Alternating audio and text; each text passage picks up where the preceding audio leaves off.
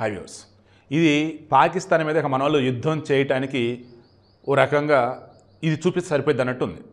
మరలా చెప్తున్నా, పాకిస్తాన్ మీద మన వాళ్ళు యుద్ధం చేయడానికి ఇది చూపిస్తే సరిపోయేది. ఏంటది? మోసా హసీం మోసా అనేవాడు ఒకడు, అలీ బహనోడు ఒకడు. వీళ్ళిద్దరూ ఐఎస్ఐ, లష్కర్ తోయిబా అండ్ పాక్ సైన్యం. గణేష్ గోల్డ్ తాకట్టులో ఉన్న బంగారాన్ని విడిపించి కొనబడును. సంప్రదించండి 9966651144. పాక్ సైన్యం, ఐఎస్ఐ, లష్కర్ తోయిబా వీళ్ళ ముగ్గురితో కలగలిపి పాకిస్తాన్లో ఉండి ఏ రకం గూఢచర్యం చేసింది అండ్ ఏ రకం మన దగ్గరికి వచ్చింది అండ్ ఇక్కడ ఉన్నటువంటి వాళ్ళని ఏ రకం టార్గెట్ చేసుకుంది మొత్తం డేటా మన ఎన్ఐఏ వాళ్ళ దగ్గర ఉంది. జైసల్మీర్ చెందినటువంటి ఇంకొకటి దొరికాడు. వాడు వచ్చేసి ఐఎస్ఐ తరఫున చేస్తున్నట్టు గూఢచర్యవాడు. అసలు వీళ్ళని ఏమనాలండి?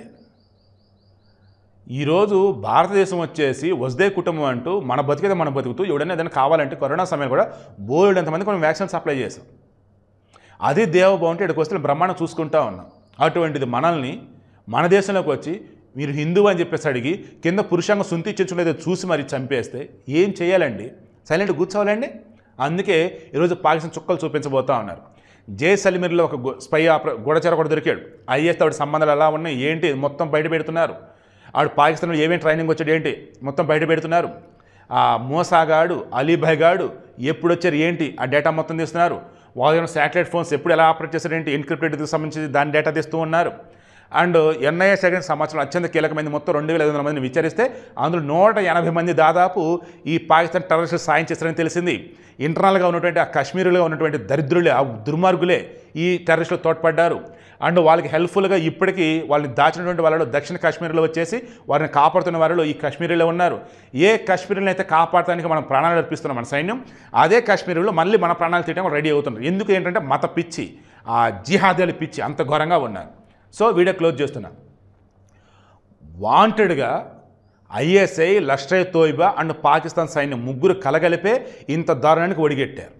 అందుకే ఈరోజు పాకిస్తాన్లో గడగడ వణికిపోతున్నారు, గజగజ వణికిపోతున్నారు. ఎనీ టైం భారతదేశం ఆమె దాడి చేస్తుందని చెప్పేసి కన్ఫర్మ్ అయినారు. అందుకే దాన్ని వాయు సైన్యమా, ఎయిర్ ఫోర్స్ కానీ నేవల్ వాళ్ళు కానీ అండ్ భూమి మీద అన్నప్పుడు ఈ ఆర్మీ కానీ మొత్తం రెడీ చేసి వాళ్ళు రెడీగా ఉన్నారు. మనోళ్ళు రెడీగానే ఉన్నారు. ఎనీ టైం యుద్ధం అయితే ఖాయం. బట్ ఈలోపు అయితే సైకలాజికల్గా దెబ్బ కొడదని చెప్పి పాకిస్తాన్ ట్రై చేస్తున్నారు. పోండ్రా వేదవల్లారు మీరేది మమ్మల్ని అనేది మనం పట్టించుకోవట్లేదు. కానీ ఫైనాన్షియల్గా భయంకరమైన దెబ్బ కొడుతుంది భారతదేశం. ఏ రకంగా అంటే ఐఎంఎఫ్, ఇంటర్నేషనల్ మానిటరీ ఫండ్ వచ్చేసి ఆల్రెడీ పాకిస్తాన్కి $7 బిలియన్ ఎంతో వడ్డీ అప్పడం రెడీ అయిపోయాం. బట్ జరిగింది మొత్తం చూసేసి మనోళ్ళు మొత్తం ప్రజెంటేషన్ ఇచ్చాక వీళ్ళకి ఇవ్వద్దు బాబు డిసైడర్ విచారణ అయితే జరుపుతున్నారట. ఆల్రెడీ మనోళ్ళు ఇక్కడి నుంచి నీళ్ళు పంపట్ల. మన ఏదైతే జీలం నదికి సంబంధించిన భారీ నీళ్ళు పంపేశారు. జీలం, చినాబ్, సింధు పైన ఉంటాయి, రావి, బిఎస్ అట్లస్ కింద ఉంటాయి. ఆ పైన ఉన్న వాటికి సంబంధించి వాళ్ళు మెయిన్ ఆధారపడింది. ఆ సింధు, జీలం, చినాబ్లో జీలంకి మన హెవీ వాటర్ వచ్చేసింది, అయిపోయింది వాళ్ళ పని.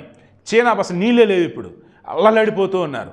అంతర్గత యుద్ధం రెడీ, వాళ్ళకి సివిల్ వార్ రెడీ, ఫైనాన్షియల్గా అక్కడ ఏ ఘోర సిచ్యువేషన్ ఉంది. వరల్డ్లో పాకిస్తాన్ అంటే తూని వస్తున్నారు. అండ్ మన భారతదేశం వచ్చేసి ఆచితూచి అడిగేసి గట్టి కొడదని ఉన్నారు. ఇజ్రాయెల్ సపోర్ట్ ఉంది. అండ్ పక్కనున్న ఆఫ్ఘనిస్తాన్ తాలిబాన్లు మనకు సపోర్ట్ ఉన్నారు.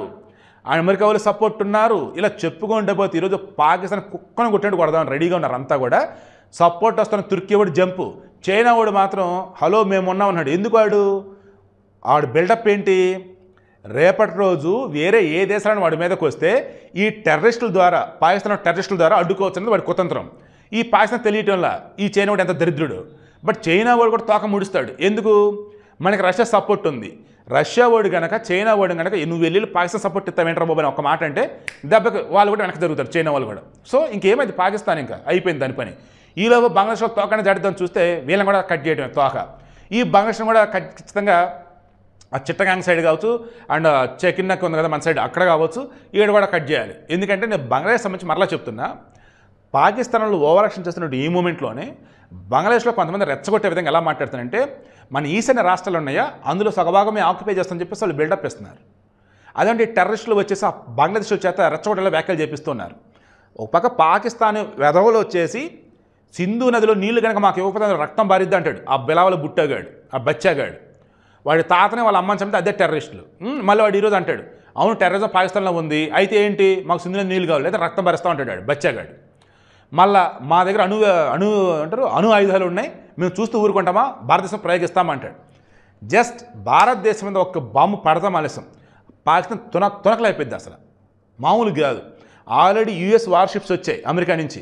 ఇజ్రాయెల్ మొసాద్ వాళ్ళ టీం అంతా రెడీగా ఉంది. ఆల్రెడీ ఐరన్ డోమ్ టెక్నాలజీ మన దగ్గర రెడీ చేసి పెట్టారు. ఆల్రెడీ బోర్డర్లో వచ్చేసి విమానాలు, యుద్ధ విమానాలు ఎటు వస్తుంది ఏంటి, రాడార్ సిస్టమ్ అంతా పటిష్టం చేసి పెట్టారు.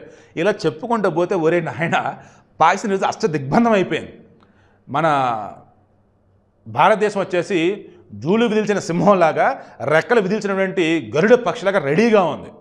ఇటువంటి మూమెంట్లో మన జోలికి కూడా రావాలంటే వాటికి ప్రాణాలు వదిలేసుకోవాలి. కొంతమంది అనకూడదు కానీ దిక్కుమలైనటువంటి జర్నలిస్టులు చూసిన పనికి మళ్ళీ మంద యుద్ధం చేయొద్దు, యుద్ధం చేస్తే చచ్చిపోతారు, సొల్లు కబుర్లు చెప్తా ఉన్నారు. యుద్ధం చేస్తే అవతలోడు చేస్తాడు, యువతలోడు చేస్తాడు. కానీ విజయం అనేది వచ్చినప్పుడు మన సైడ్ చనిపోయిన వాళ్ళు అమరవీరులు అవుతారు. అది తెలుసుకోండి. జర్నలిజం ముసుగులో దిక్కుమలితనంగా ఈ కమ్యూనిస్టులకు తగ్గట్టు, విదేశాలకు తగ్గట్టుగా వాళ్ళకి అనుకూలంగా వార్తలు ఇచ్చి చీడపురిలాగా మారకండి.